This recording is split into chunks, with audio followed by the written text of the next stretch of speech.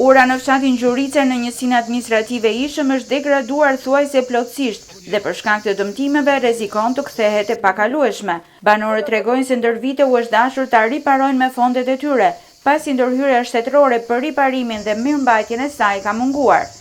Tu janë 4 katone që kalojmë çdo ditë. Fëmijët që shkojnë në shkollë, gjinazën që kemi varresto, i qëjmë problem. Tani na kena fisto vetë me lekun tonë, kena fut ka 20-30.000 lek të mi mbajt. Tani shteti s'ka vu dorë fare.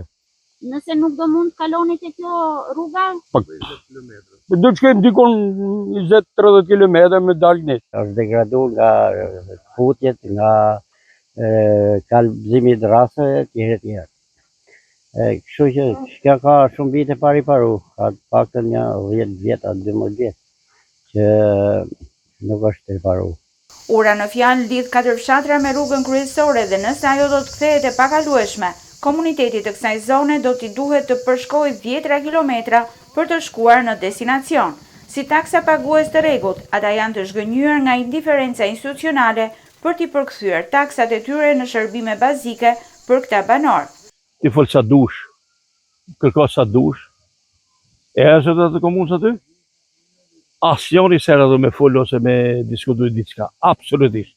I bekuar me një natyrë të mrekullueshme, komuniteti i kësaj zone konstaton me dhimbje ndotjen alarmante të lumit Ishëm. Era e rënë që vjen përgjatë rrjedhës së tij është ndër shqetësimet kryesore të banorëve.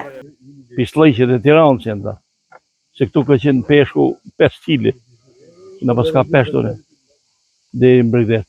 Kur ngrena mëngjes nga ora 3:30-4, vje era e mes. Kjo është ndotur nga prurit e Tiranës.